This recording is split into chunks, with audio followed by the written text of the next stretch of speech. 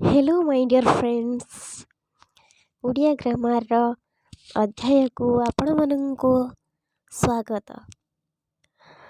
प्रश्नावली 1 निम्नलिखित शब्द मानक मध्यरु केउटी मौलिक शब्द नुहे।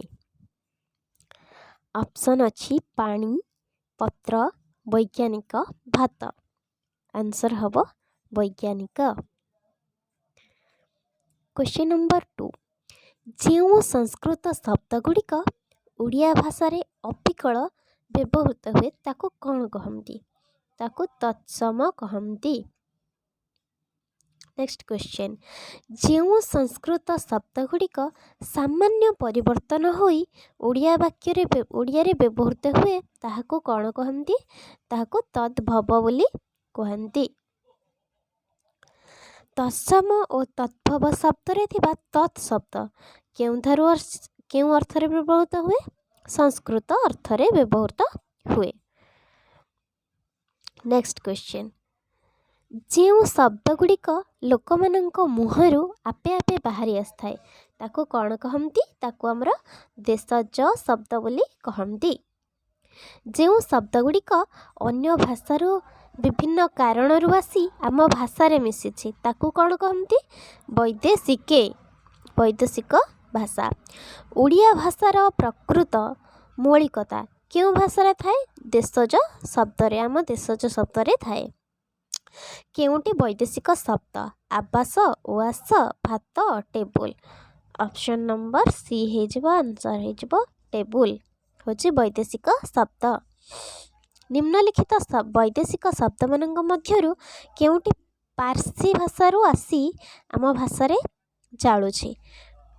कमीज हे जिवो आंसर। केउ शब्दटी अन्य तीनोटी ठारू अलगा? गिना। ओके काठ, पत्थर, तालपत्र, कागज आदिर चिक्कण पृष्ठरे ध्वनि लेखा होइथिबारु ताको आमे कौन बोली कहि थाउ?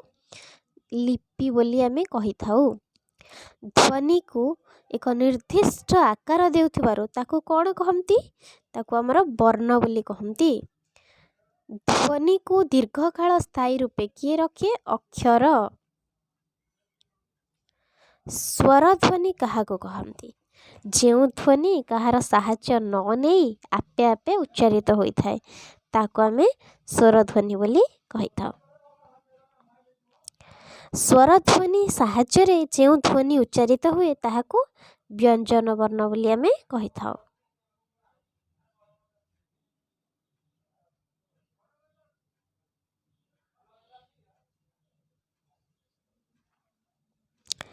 प्राथमिक स्तर पाठ्यपुस्तक रे केतोटी स्वर वर्णर शिक्षा दिया जाए?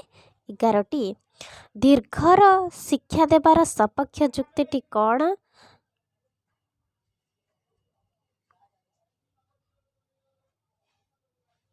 आंसर हे जिवो एहार मात्रा रूपे ओडिया रे व्यवहृत होइथाए। स्वर वर्णर सांकेतिक रूप को कौन कहा जाए? मात्रा बोली कहा जाए। व्यंजन वर्णर सांकेतिक रूप को फला बोली कहा जाए। फुसफुस रु आसुथिबा वायु निर्गत हेबा बेले मुखर जेउ जेउ अंश को स्पर्श करे ताको कौन कहती? कथन अंग। कचटतप को कौन कहती? तालव्य केउ वर्णटी? एथिरु तालव्य वर्णटी केउठी? च।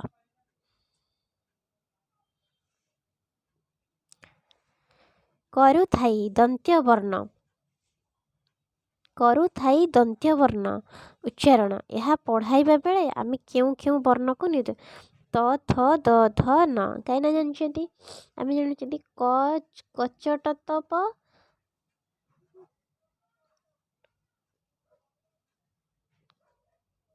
कता मुद अ। ओके नेक्स्ट क्वेश्चन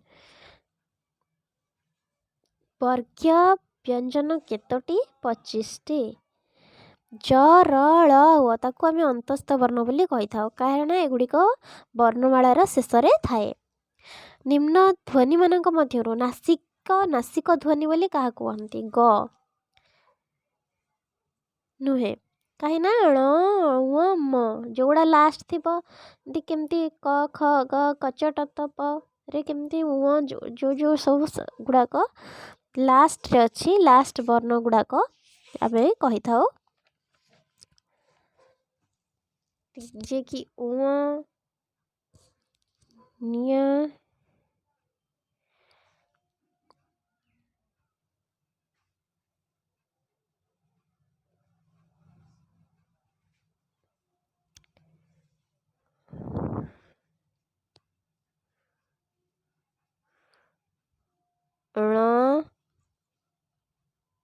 न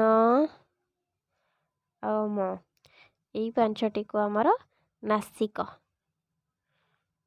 नासिक बा अनुनासिक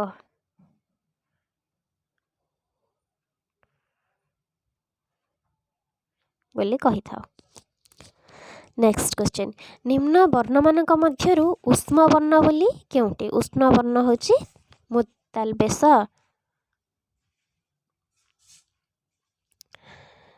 अलगा केउंटा बाड़ नेक्स्ट आम वर्णमालार शेष वर्णटा किए क्ष क ठारू क्ष पर्यंत वर्णर आद्ୟରେ रखी जो कविता लिखा जाए ताहाको आमरे चौतीसा बोली कहा जाए। स्वतंत्र युक्त व्यंजनटी किए ध युक्त व्यंजनटी किए स्प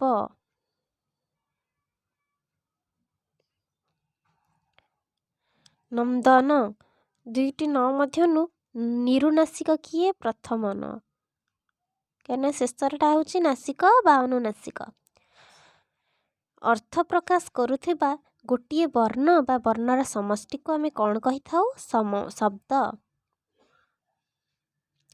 गोटिए शब्दरू गोटिए बा केतोटी वर्ण बाहर करदेले ताहा शब्दर क्यों गुण को क्षुण्ण करथाए अर्थ प्रकाश करी न थाए।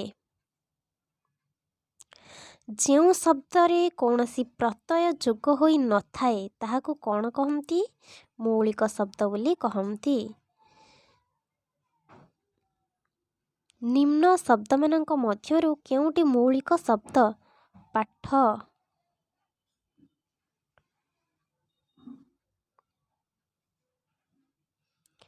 ଭାଷାର ସର୍ବନିମ୍ନ ଏକକ କ'ଣ କହନ୍ତି ଧ୍ୱନି।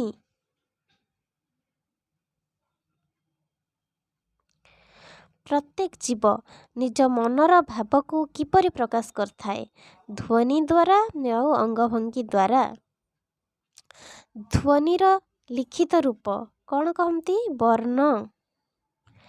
ଧ୍ୱନି ପଦ୍ଧତିବଦ୍ଧ ହେଲେ କ'ଣ ହୁଏ ଅର୍ଥପୂର୍ଣ୍ଣ ହୁଏ। ରାମ କେମିତି ହେବ ରରେ ହଲନ୍ତ ଯୁକ୍ତ ଆରା ମ ରାମ। ରମା କେମିତି ହେବ ର ଅ ର ମ ଯୁକ୍ତକ ଆ ମରେ ହଲନ ଯୁକ୍ତକ ଆ ରମା। ଧ୍ୱନି ପଦ୍ଧତିବଦ୍ଧ ନ ହେଲେ କ'ଣ ହୁଏ ଅର୍ଥପୂର୍ଣ୍ଣ ହୁଏ ନାହିଁ। ଧ୍ୱନିର ଲିଖିତ ରୂପକୁ କ'ଣ କୁହାଯାଏ ବର୍ଣ୍ଣ। ବର୍ଣ୍ଣର ଉଚ୍ଚାରିତ ରୂପକୁ କ'ଣ କୁହାଯାଏ ଧ୍ୱନି। ଧ୍ୱନିକୁ ଏକ ଲିଖିତ ନିର୍ଦ୍ଦିଷ୍ଟ ଆକାର କିଏ ଦେଇଥାଏ ବର୍ଣ୍ଣ।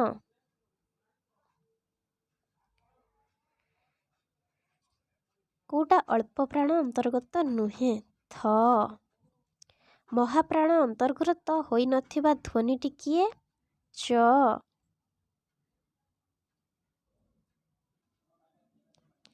କାରଣ ଆମର ଅଳ୍ପ ପ୍ରାଣ କିଏ କିଏ କ ଗ ଙ ଚ ଜ ନ୍ୟ ଏସବୁ। ମହାପ୍ରାଣ କିଏ କିଏ ଖ ଘ ଛ ଝ ଠ ଢ ଆଉ ହେଉଛି ଥ, ଧ, ଫ ଆଉ ଭ। ଏତିକି ହେଉଛି ମହାପ୍ରାଣ।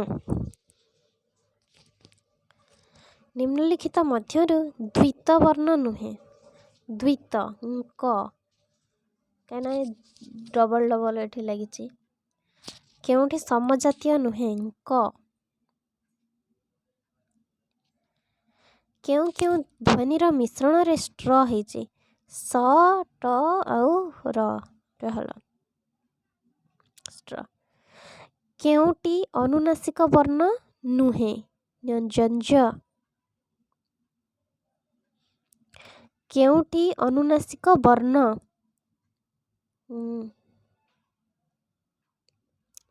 ନିମ୍ନରୁ କେଉଁ ବର୍ଣ୍ଣଟି ଶବ୍ଦର ଆଦ୍ୟରେ ବ୍ୟବହୃତ ହୁଏ ନାହିଁ? ଳ କୌଣସି କେବେ ବି ସେ ଆଦ୍ୟରେ ବା ଆରମ୍ଭରେ ହୁଏ ନାହିଁ। ଧ କେମିତି ହେଇଛି? ଦ ଯୁକ୍ତକ ଧ ଯୁକ୍ତକ ଅ, ଦରେ ହଳନ୍ତ ଅ, ଧ। ନିମ୍ନୋକ୍ତ କେଉଁଠି କ୍ଷ ଯୁକ୍ତ ବର୍ଣ୍ଣ? କେଉଁଟା ହେବ? ଜ ଯୁକ୍ତ ஞ ଯୁକ୍ତ ଅ। ର୍ଣ୍ଣ କେମିତି ହେଇଛି? ର୍ଣ୍ଣ ଆମେ ପଢ଼ନ୍ତି ର୍ଣ୍ଣ, ସେଥିପାଇଁ ର ପ୍ରଥମେ ଆସିବ। ନିମ୍ନ ଚାରୋଟି ବର୍ଣ୍ଣ ମଧ୍ୟରୁ ଅର୍ଦ୍ଧସ୍ୱର, ଅର୍ଦ୍ଧସ୍ୱର କିଏ? ୱ। ଅର୍ଦ୍ଧସ୍ୱର ହେଉଛି ୱ। ଓଡ଼ିଆ ଭାଷାରେ ସ୍ୱରଧ୍ୱନି 8ଟି। ସ୍ୱରଧ୍ୱନି ହେଉଛି 8ଟି। ଟୋଟାଲ ସ୍ୱର ବର୍ଣ୍ଣ କେତୋଟି? ସ୍ୱର ବର୍ଣ୍ଣ 11। ଶୁଦ୍ଧ ସ୍ୱର 8ଟି।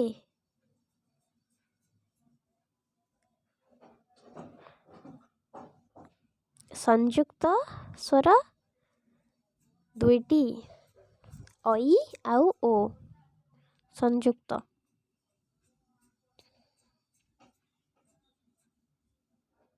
ଦୁଇଟି ଐ ଓ।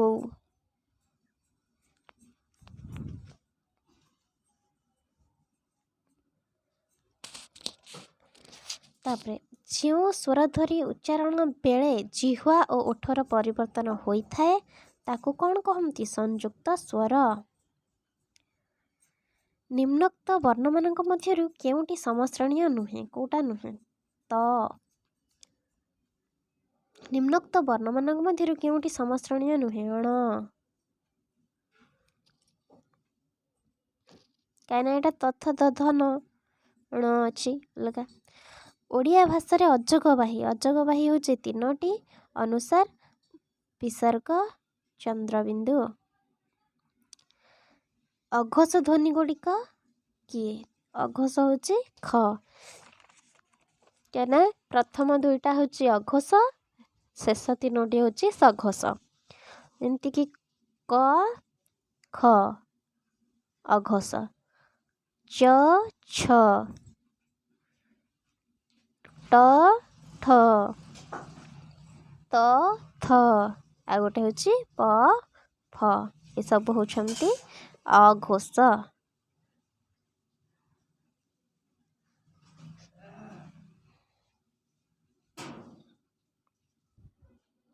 ତାପରେ ସଘୋଷ କୋଉଗୁଡ଼ା? ବାକି ଯାହା ଗୁଡ଼ା ରହିଲା ଗ, ଘ, ଙ, ଯ, ଝ, ଞ, ଟ, ଠ, ଡ, ତ, ଥ, ଦ, ବ, ଭ, ମ। ତାହେଲେ ଫ।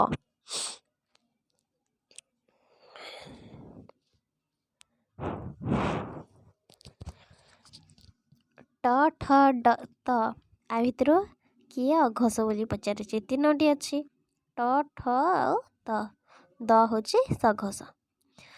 ତାପରେ ନେକ୍ସଟ କ୍ୱେଶ୍ଚନ୍, ନିମ୍ନୋକ୍ତ ମଧ୍ୟରୁ ଅଳ୍ପ ପ୍ରାଣ ଧ୍ୱନିଟି ଚିହ୍ନ। କ।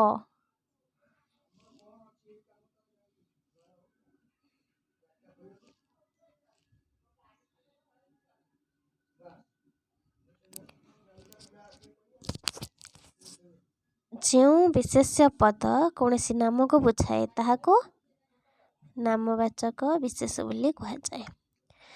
संज्ञा संज्ञार व्याकरणिक अर्थ होची नाम। संज्ञा बा नाम को आम गाई घोड़ा मनीष हिमालय एथुरु किए अलगा हिमालय। घर इटा पत्थर सीमेंट कोटा अलगा घर।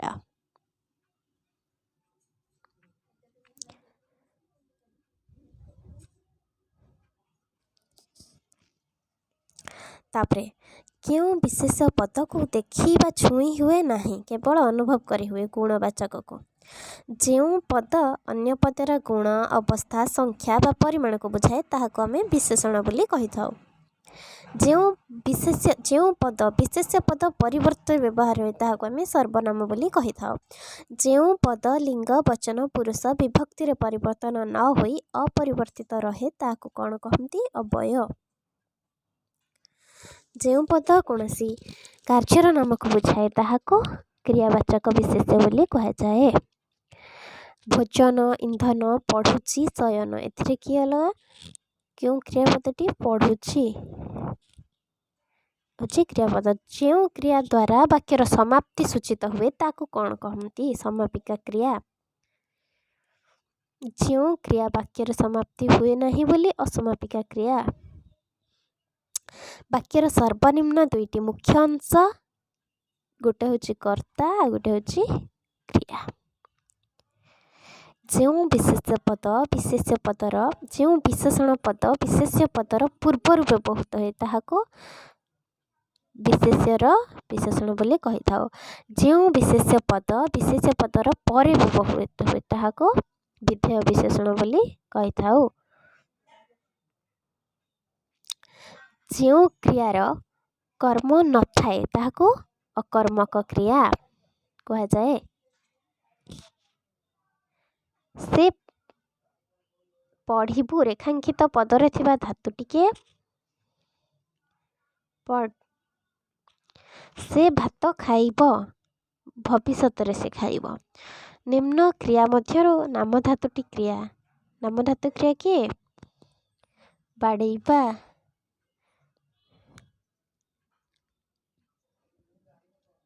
पंडित महाशय छात्र को व्याकरण पढ़ाउछंती एथिरे व्याकरण होची मुख्य।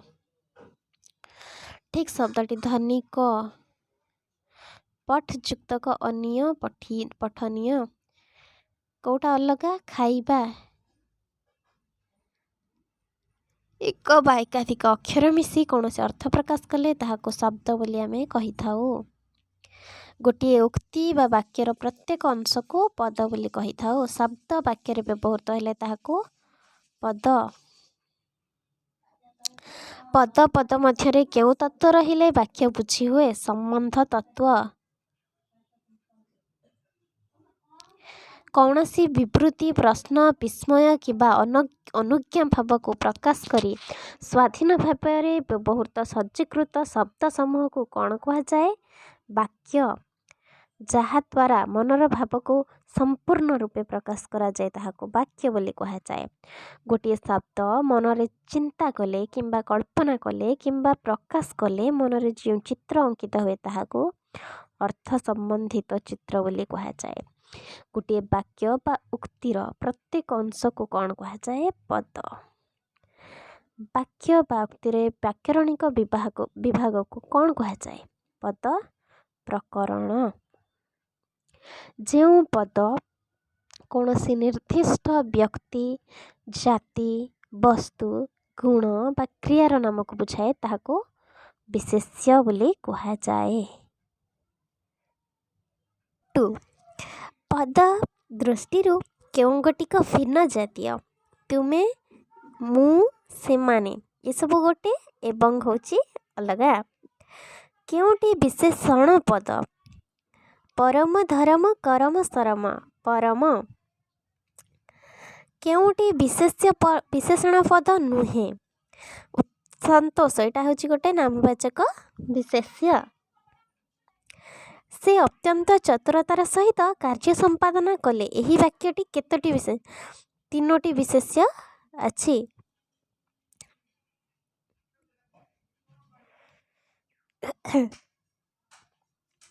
तांको बिना मु ଏହା କହିପାରିବି କରିପାରିବି ନାହିଁ। ବିନା କି ପଦ? ଏଟା ହେଉଛି ଆମର ଅବୟ ପଦ। ବିନା। ଶୋଇଲା ପୁଅର ଭାଗ ନାହିଁ। ଏହା କେଉଁ ପଦ? ଶୋଇଲା ହେଉଛି ବିଶେଷଣ। କାହିଁକିନା ପୁଅ ହେଉଛି ବିଶେଷ୍ୟ ପୂର୍ବରୁ ଲାଗିଛି ବିଶେଷଣ। କେଉଁଟି ଭିନ୍ନ ଜାତୀୟ ଶବ୍ଦ? ନାମ କୀର୍ତ୍ତନ ହେଉଛି ଗୋଟେ ଭିନ୍ନ ଜାତୀୟ ଶବ୍ଦ। ଭିନ୍ନ ଜାତୀୟ ଶବ୍ଦ ଗଙ୍ଗା, ଇଏ ହେଉଛି ଗୋଟେ ବିଶେଷ୍ୟ। ସୁନା ରୂପା ହେଉଛନ୍ତି ମାଟି, ଇଏ ହେଉଛନ୍ତି ଗୋଟେ ବସ୍ତୁବାଚକ ବିଶେଷ୍ୟ। ଇଏ ହେଉଛି ଜାତି।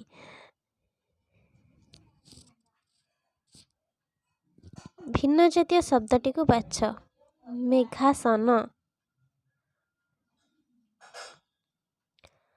ଭିନ୍ନ ଜାତୀୟ ଶବ୍ଦଟି ହେଉଛି ପଣ୍ଡିତ।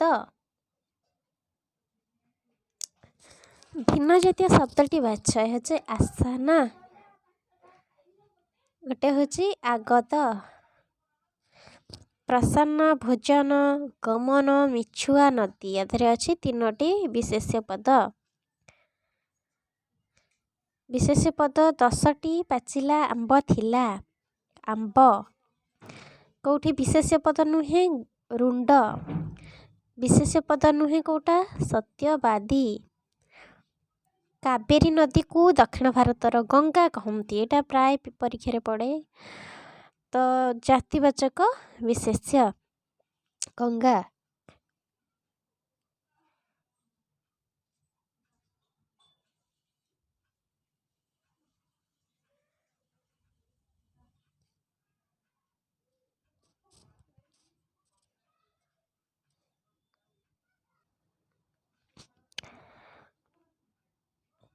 Next question.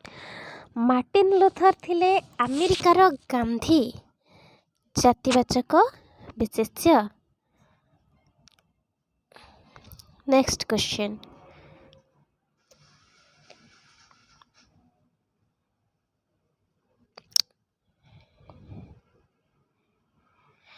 ତାଙ୍କର ଡ୍ୟାସ୍ ଦେଖି ମୁଁ ଖୁସି ହେଲି। ତାଙ୍କର ସରଳତା ଦେଖି ମୁଁ ଖୁସି ହେଲି। ନେକ୍ସଟ। ବିଶେଷ୍ୟ ପଦ ଆଗେ ରହି ବିଶେଷଣ ପଦ ପଛରେ ରହିଲେ ତାହାକୁ କ'ଣ କହନ୍ତି? ବିଧେୟ ବିଶେଷଣ ବୋଲି ଆମେ କହିଥାଉ। ତଳ ବାକ୍ୟରେ ଥିବା ପଦଗୁଡ଼ିକ ମଧ୍ୟରୁ କେଉଁଟି ବିଶେଷଣର କାମ କରୁଛି? ବାବୁ ସୁନା ମୁଦି ପିନ୍ଧିଛନ୍ତି। ସୁନା ହେଉଛି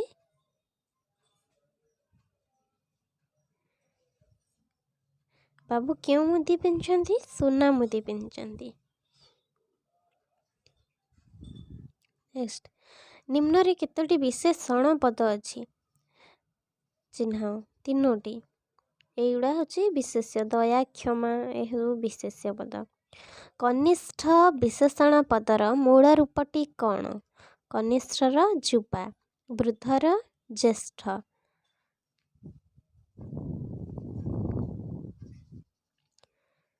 ବିଶେଷଣ ପଦ ଚିହ୍ନ। ଖାଇବାର। ପୁତ୍ର ହେଉଛି ବିଶେଷ୍ୟ, ତା ପୂର୍ବରୁ ହେଉଛି ଖାଇବାର। ଭିନ୍ନ ଜାତୀୟ ଶବ୍ଦଟି ହେଉଛି 10। କେଉଁଠି ସମଶ୍ରେଣୀ ନୁହେଁ? ହେଉଛି ମେଞ୍ଚେ ଲୁଣ। କେଉଁଠି ସମଶ୍ରେଣୀୟ ନୁହେଁ? ଖାଇଲା ପୁଅ। ଯେମନ୍ତ ଉପାୟ କହିଲେ ଗୁରୁ, ତେମନ୍ତ ବିଧାନ ହୋଇଲା ଚରୁ। ଏଟା ହେଉଛି ବିଶେଷଣ। ଯେମନ୍ତ। ଜଣାଶୁଣା ବ୍ୟକ୍ତିଙ୍କୁ କିଛି କହି ହୁଏ ନାହିଁ।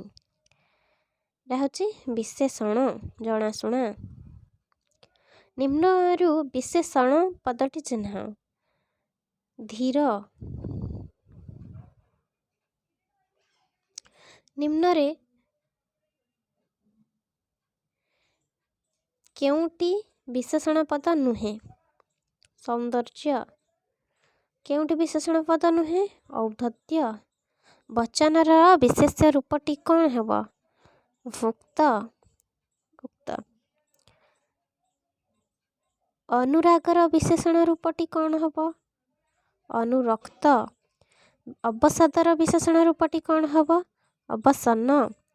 କ୍ଷୁବ୍ଧ ବିଶେଷ୍ୟ ରୂପଟି କ'ଣ ହେବ? କ୍ଷୋଭ।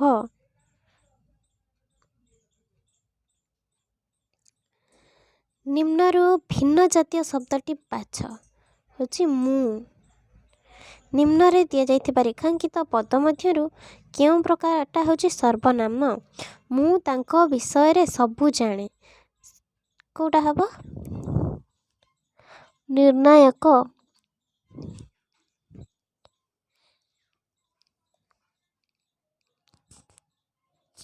ସବୁ ହେଉଛି ନିର୍ଣ୍ଣାୟକ।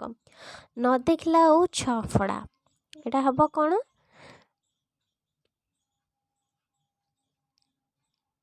ନ ହେଉଛି ଅବୟପଦ। ରେଖାଙ୍କିତ ପଦଟି କେଉଁ ପ୍ରକାର ଅବୟ? ହଠାତ୍। ହଠାତ୍ ହେଉଛି କାଳବୋଧକ। ଯେତିକି ମାଠିବୁ ମାଠ ମୁଁ ସେହି ଦରପୋଡ଼ା କାଠ। ଏଇଟା କ'ଣ ହେବ? କେଉଁ ପ୍ରକାର ଅବୟ? ପରିମାଣ ସୂଚକ। ନେକ୍ସଟ, ମା ପରି ମୋର କିଏ ସେ ହେବ? ଏହା ହେଉଛି ସାଦୃଶ୍ୟବାଚକ। କହିଲେ କୂଳ କୁଟୁମ୍ବକୁ ଲାଜ, ନ କହିଲେ କୂଳ ଭାସି ଯାଉଛି। ରେଖାଙ୍କିତ ପଦଟି କେଉଁ ପ୍ରକାର ଅବୟ? ହେଉଛି ନିଷେଧାର୍ଥକ।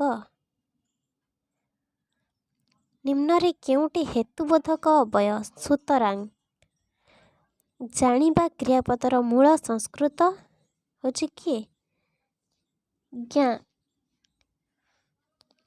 ପିଲେଇବା ଧାତୁ ପିଲ୍ ଧାତୁରୁ। ଗଡ଼ ଧାତୁର ପ୍ରୟୋଜକ ଧାତୁ ରୂପଟି ଗଢ଼ା। ଉଦାହରଣ ମଧ୍ୟରୁ ଅକର୍ମକ କ୍ରିୟା କେତୋଟି ଅଛି? 3ଟି। ମୁଁ ପଢ଼ୁଅଛି ସକର୍ମକ। ଦେବା, ପଚାରିବା, ହାଣିବା ଆଉ ମାଗିବା ଆଧିରୁ କେତୋଟି ଅଛି କର୍ମ? କେତୋଟି ହେଉଛି? 3ଟି।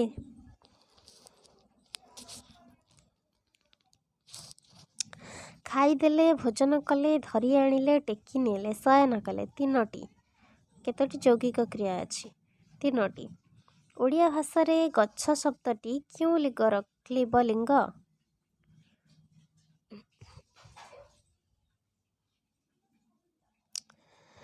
ବିଦ୍ୟାବତୀର ବିପରୀତ ବିଦ୍ୟାବାନ। ଶିକ୍ଷକର ସ୍ତ୍ରୀଲିଙ୍ଗ ଶିକ୍ଷୟିତ୍ରୀ। ମାୟାବୀ ହେଉଛି ଗୋଟେ। ଦେବୀ, ମାନବୀ, ଦାନବୀ ଏକା, ମାୟାବୀ ହେଉଛି ଅଲଗା। ନେକ୍ସଟ, ମନୁଷ୍ୟ ମରଣଶୀଳ। ଏଠାରେ ମନୁଷ୍ୟ କେଉଁ ବଚନ? ବହୁ ବଚନ। କେଉଁ ଗୋଟିକ ବିଶେଷ୍ୟ ପଦ? ତାଦେହରୁ ଭଜନ। କେଉଁଠି ବିଶେଷଣ ପଦ? ଅଚେତନ ଗୋଟେ ଅବସ୍ଥା। କେଉଁଟି ଅବୟ ପଦ? ପରା। କେଉଁଟି ଅବୟ ପଦ? ଅବୟ ପଦ କିଏ? ପରା। କେଉଁଟା ଭିନ୍ନ ଜାତୀୟ? ହେଉଛି କୂଅ। କେଉଁଠି ତଦ୍ଭବ ଶବ୍ଦ ନୁହେଁ? ଜାମାତା। ବୈଦେଶିକ ଶବ୍ଦ ନୁହେଁ? ଆରିସା। ତାପରେ ଦେଇଛି କେଉଁଟି ଇଂରାଜୀ ଶବ୍ଦ ନୁହେଁ? ପେସ୍କାର। କେଉଁଠି ଭିନ୍ନ ଜାତୀୟ ଶବ୍ଦଟି କେଉଁଟା? ହେଉଛି ପତ୍ର। ସମଶ୍ରେଣୀୟ ନୁହେଁ? ବାପା। ସମଶ୍ରେଣୀୟ ନୁହେଁ? ହେଉଛି ଦୁଗ୍ଧ।